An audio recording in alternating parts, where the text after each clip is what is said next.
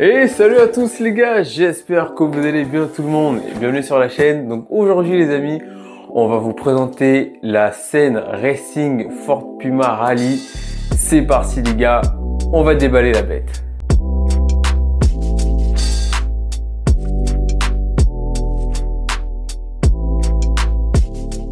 Donc voilà les gars, voici le monstre, la scène Racing Ford Puma. Donc franchement c'est pas une catégorie de véhicules qu'on a sur la chaîne. Et là ça va être assez intéressant parce que là c'est pas du bash, c'est pas de l'enduro, comme ça l'indique, c'est du rallye. Donc ça va être plutôt très intéressant. Alors faut savoir que là les amis, cette voiture là est une reproduction de l'échelle 1. Il y a une licence officielle Red Bull avec la marque Senn. Donc clairement, alors c'est vrai que c'est pas le gabarit de voiture qu'on a l'habitude de rentrer, donc là le carton est assez petit, comme s'il y avait un buggy à l'intérieur. Donc comment ça se passe? Donc là voilà, on vous montre à peu près l'esthétique de la voiture. Là aussi de ce côté, donc là c'est à peu près pareil, et bien sûr ici, juste ici, j'espère que vous voyez bien tout le monde, parce que la boîte est un petit peu basse. Donc c'est une voiture, donc 4 roues motrices déjà, ensuite avec les roues alors les roues identiquement avec l'échelle 1, donc alors ce sont des jantes à bâton, donc c'est vraiment identique, hein, c'est vraiment très intéressant. Ensuite on a donc des différentiels alu normal, hein, et alors faut savoir que cette voiture est équipée d'un ESC OB-Wing 100 ampères qui prend quand même du 3S, donc ça a l'air plutôt pas mal. Alors je constate que au niveau de la couronne centrale, il a l'air d'avoir, alors ça m'étonnerait, alors c'est vrai qu'à l'image ça fait penser que c'est du plastique, mais ça reste de l'alu. Après on verra au déballage de la voiture. Et là bien sûr on a un moteur donc équivalent, donc 3658, qui fait quand même 3000 kV, qui prend du 3S, donc je pense que ça va bien avancer. Donc là les amis, on va procéder, on va sortir la rallye, c'est parti.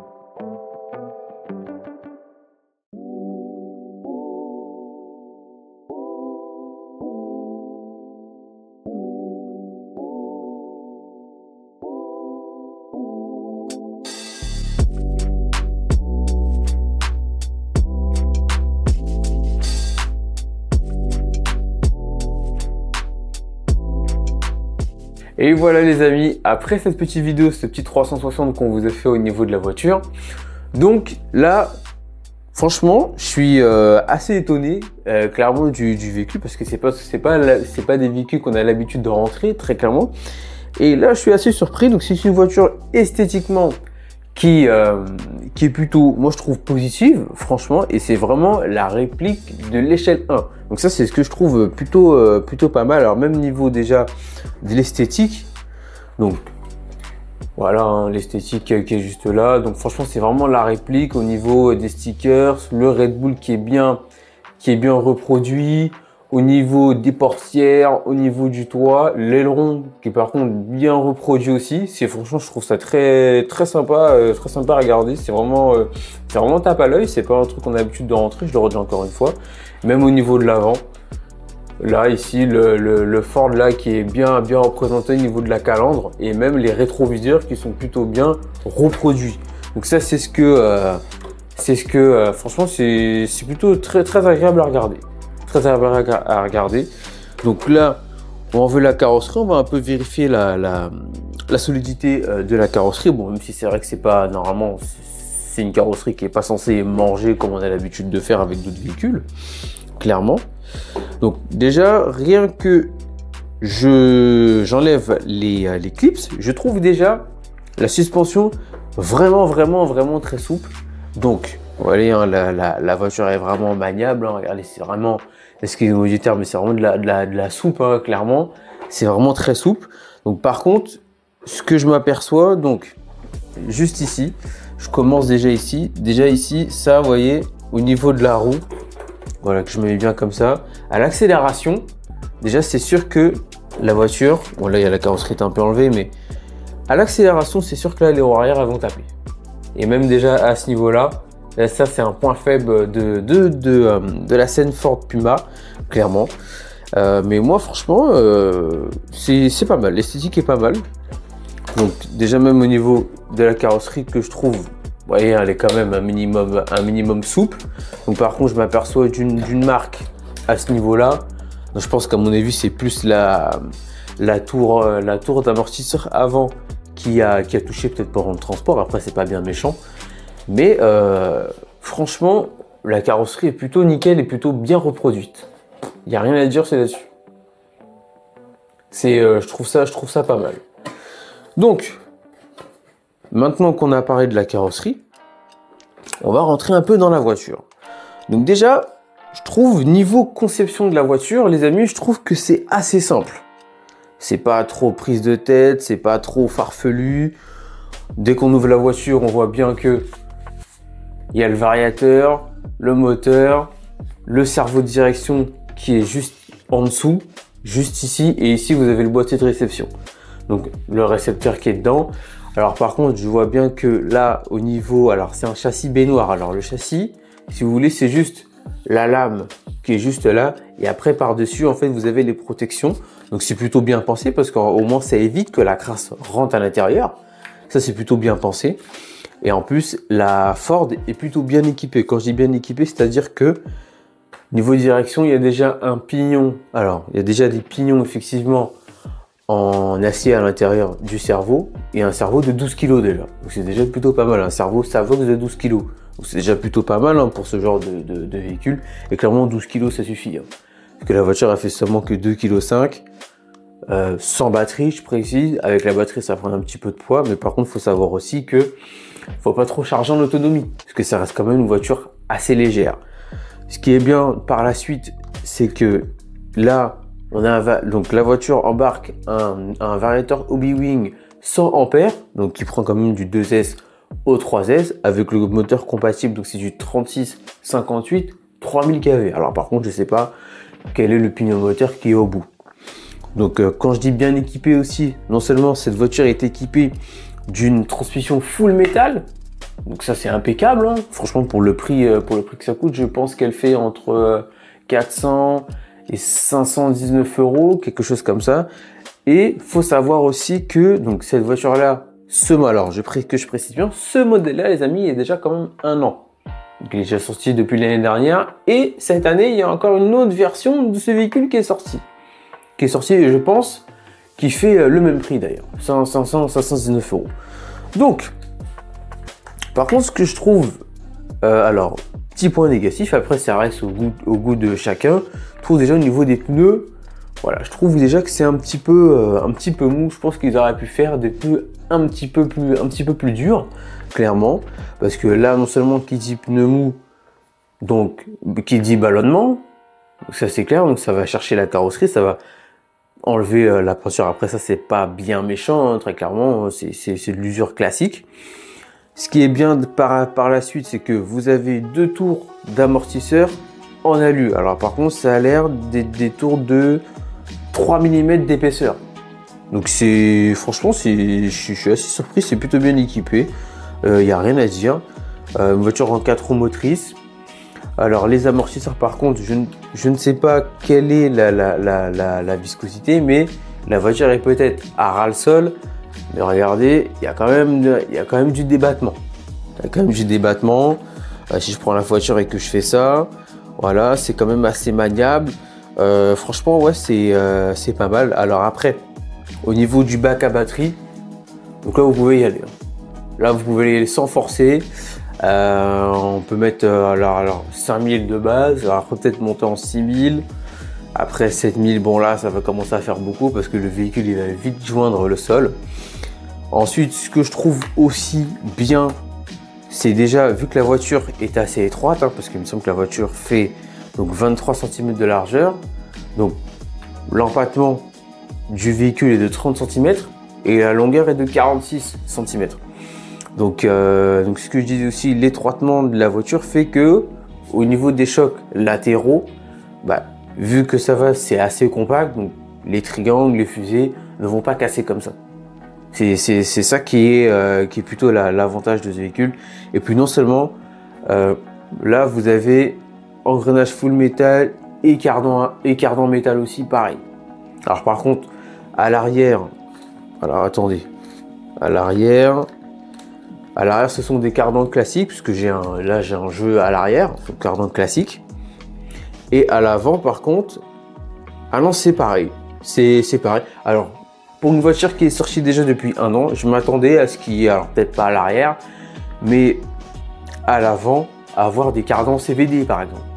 Les cardans CVD, c'est quand même une technologie mécanique qui est plutôt pas mal. Ça évite que la tige se déboîte de la tête en cas de choc, ou enfin même en cas de choc, ou même pendant le roulage. Ça c'est plutôt pas mal.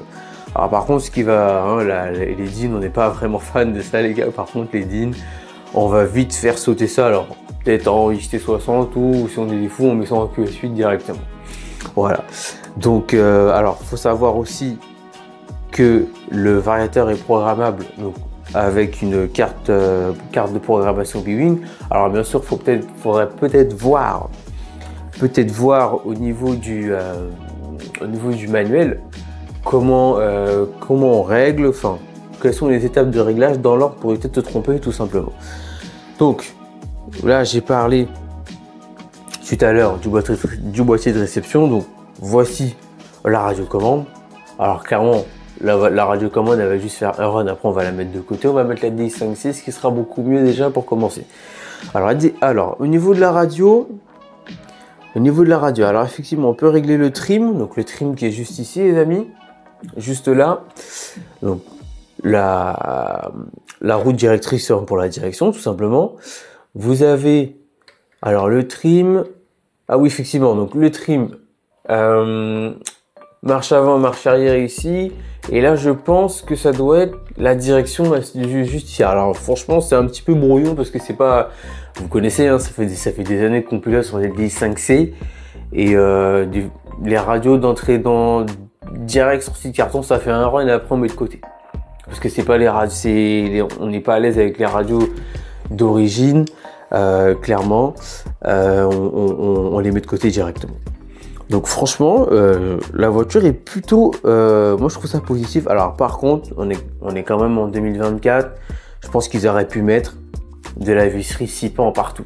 Là, je vois, il y a de la visserie un petit peu cruciforme. Bon, c'est pas bien méchant. Après, il faut voir un petit peu alors, je peux pas vraiment franchement vous les montrer parce que les vis sont quand même assez planquées. Elles sont quand même... Alors, je vais vous montrer ça tout de suite. Donc juste ici, hein, vous avez une vis cruciforme là. Non seulement vous avez encore, alors là ça va être compliqué de vous montrer parce que vous avez des vis cruciformes. Alors vraiment juste ici, vraiment dans la roue ici.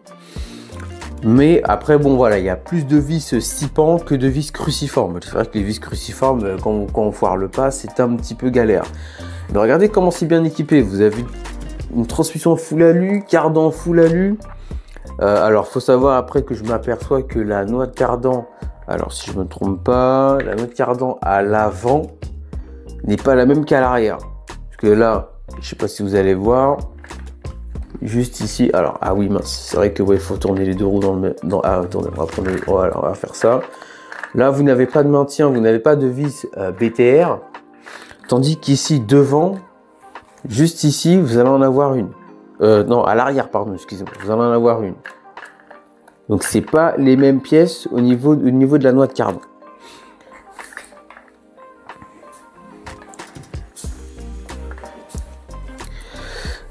Donc, faut savoir aussi que la couronne centrale est aussi en alu. Alors par contre, je ne sais pas c'est combien dedans et je ne sais pas si c'est du module 0.8 ou si c'est du module 1, tout simplement. Alors, non seulement on parle de la voiture, mais il faut aussi parler de ce qui est livré aussi avec. Donc bien sûr, là-dedans les amis, vous avez le plan, vous avez quelques outils qui sont fournis avec la voiture, donc c'est plutôt très pratique, hein, même pour les personnes qui commencent, clairement. Alors à chaque fois, c'est vrai qu'on vous présente le plan sur toutes les voitures parce que c'est important. C'est important si par exemple vous avez cassé une pièce, vous trouvez pas une pièce, au lieu de taper sur internet telle ou telle machine, plan, machin, des fois c'est vraiment très compliqué à trouver. Alors vous voyez, hein, tout à l'heure je vous parlais du variateur et ses réglages. Voilà. Ici vous avez quasiment, ce qui est un peu embêtant, c'est que des fois les notices sont souvent traduites en chinois ou en anglais. Il y a quand même du français sur cette planète. Il faut quand même aussi traduire en français, ça serait plutôt pas mal. Donc là, vous avez le tableau. Je pense que vous avez aussi exactement comment calibrer votre essai, ce qui est quand même très important. C'est ce qu'il faut faire dès le début, même avant de rouler avec sa machine. Donc, tous les réglages du variateur sont ici. Ensuite, donc on a quand même quelques stickers, donc qui sont juste là. Donc des stickers ici. Là, je pense qu'on a, donc comme je vous disais tout à l'heure, la notice de la radio. La notice de la radio, hein, donc franchement, tout le monde sait se servir d'une radio. C'est pas franchement compliqué. Après, il y en a qui sont plus optionnés que d'autres. Donc voilà. C'est les réglages de base qui sont dans la radio. Après, comme je vous ai dit tout à l'heure, toujours en anglais, jamais en français. Ça, je comprends pas. Alors, là, on a donc quelques clés Allen, ainsi que des palonniers en plastique, d'ailleurs, et la clé des roues. La clé des roues, alors par contre, au niveau des roues, ce ne sont pas des hexagones, ce ne sont pas des écrous de 17, ce sont des écrous classiques, un peu comme sur les granites, les vortex. Donc c'est à peu près la même chose. Alors, vous avez aussi donc le plan, comme je vous disais quelques secondes avant. Donc le plan, alors voilà. Alors, attendez, hop, voilà. Donc là, le catalogue du véhicule, la composition du véhicule, les amis. Voilà les outils qui sont fournis avec. Silicone, ah oui, ça c'est au niveau des amortisseurs. Donc vous voyez comment c'est. C'est plutôt pas mal. Enfin, plutôt pas mal. Ce qui est normal, hein. On va pas vous fournir une voiture sans plan. Voilà. Donc là par contre, ce qu'on vous présente, ah oui là donc ok, mettre les piles dans la radio, la base. Ah vous voyez là, vous avez les références des vis, les références des pièces. C'est quand même ce qui est quand même très important. Quand vous allez dans un magasin, vous leur dites je veux telle pièce pour telle voiture, eux ils auront besoin de la référence obligatoire. Là voilà, vous avez encore les références des pièces. Très clairement.